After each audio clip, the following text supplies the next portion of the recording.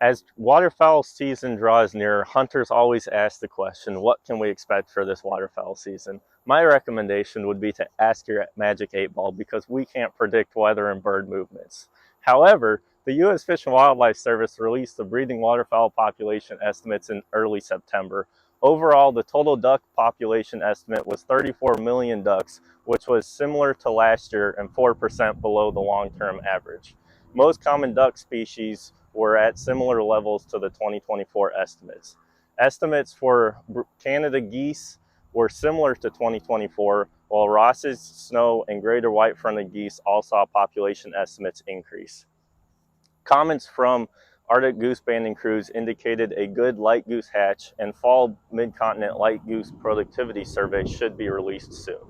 The habitat conditions in the prairie pothole region of the U.S. and Canada declined significantly from 2024, with the total May pond count 19% below the 2024 estimate and 20% below the long-term average.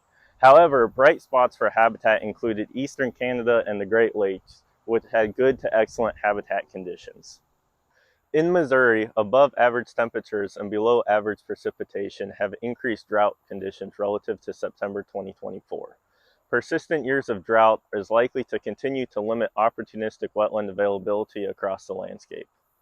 Altogether, the habitat conditions in Missouri and the breeding population is likely to mean a fall flight with a lower proportion of young birds that are limited to areas of high quality habitat on the landscape.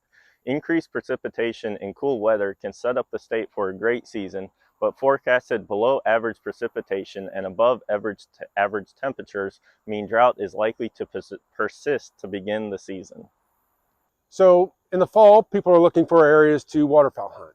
In Missouri, we have 14 intensely managed areas that provide essentially more predictable water.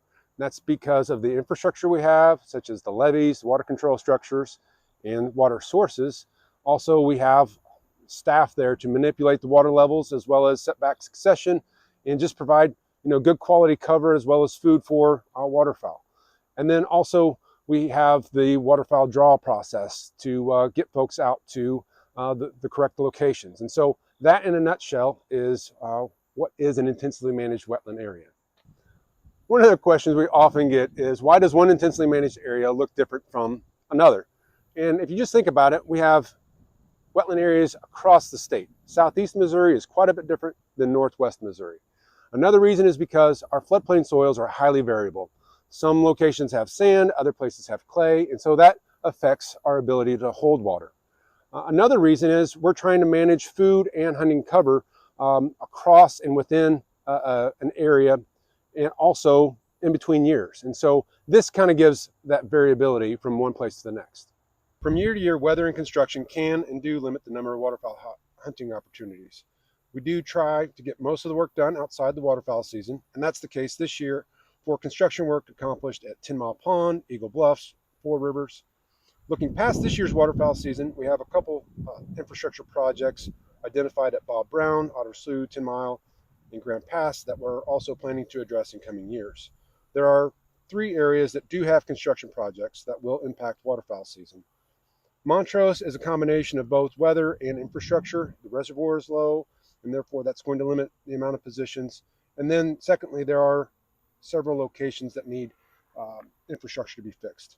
At Settles Ford, which isn't an intensely managed area, we do have some work that is going to impact the availability of a couple locations, including the ADA blind.